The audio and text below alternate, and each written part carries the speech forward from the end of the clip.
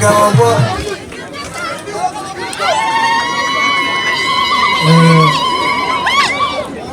Excellency, the Senior Advisor to the President of the Republic of South Sudan, His Excellency, the Governor of Jonglei State, Honorable Commissioner, Honorable Deng Tiala Yuan, members of the Parliament, Kochibwe Kerja, Diar Uru Kumir, Yaka Koka Pana Jale, Yaka Koka Pana Body, Yaka Koka Pana Bor County, Wechakalor, Ekul, Kolmarak Buma, Lima Kem, Kolmarak Tok. Then I let you talk away. Ben Governor, I think the Baluel, Alej, Yaki, Alej, Chinagam,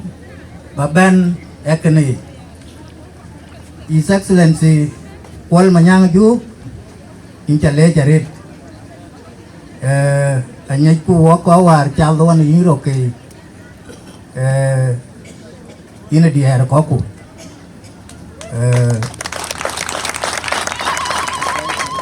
Nyali jabimu, nyali jabimu chabela liar.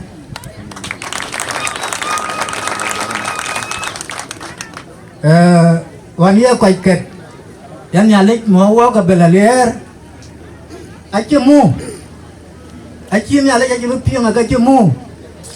Abela liar mana jal jam gulel kau apa jal gapon.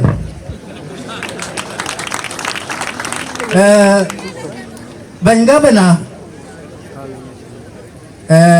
Kekaje ne acu doi gol 2019 ini ke gol wayen acia borwar jeban acia be store ayana ka kenen doctor kumuku wapyo anle jabodi anle community da body dindi doye dindi doye dindi doye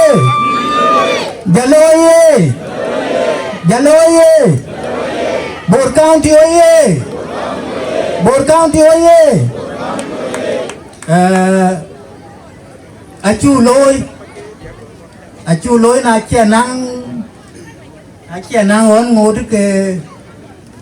kintuk cứ ta chết tôi cái in kia là thìn, rồi chết tôi cái in cho thìn, bắt cái thì dung ai cái giá nó cái lối cái này chẳng,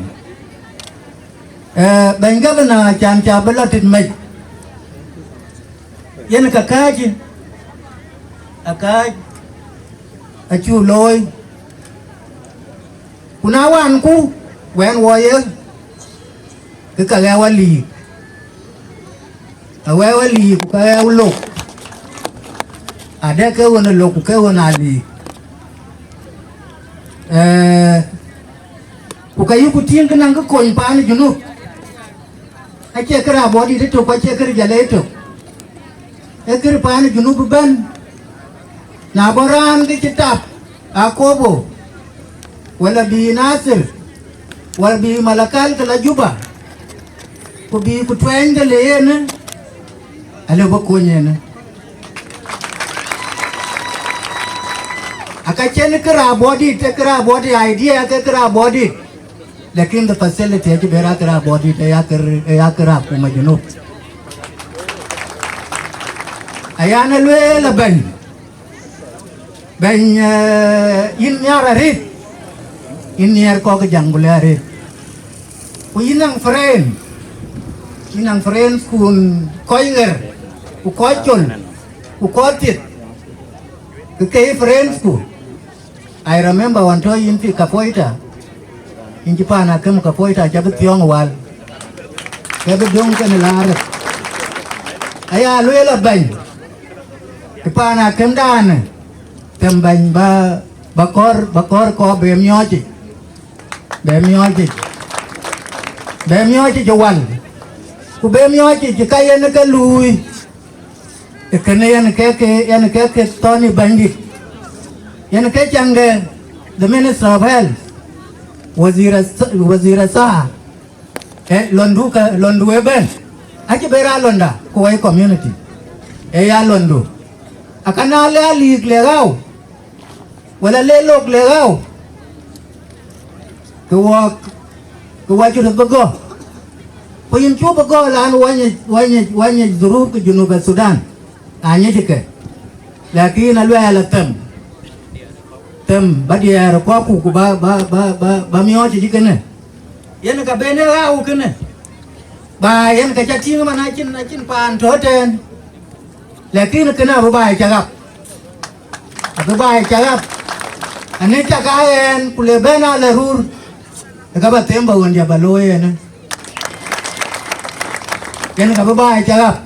ba benin chale we ko jibir we chakale we dia nyale ja betokan we kolle abinale abodit punyale nya jale punyale nya bor county abe chalere wagu kuwe chakale rin kuun kuwa kujong di lagi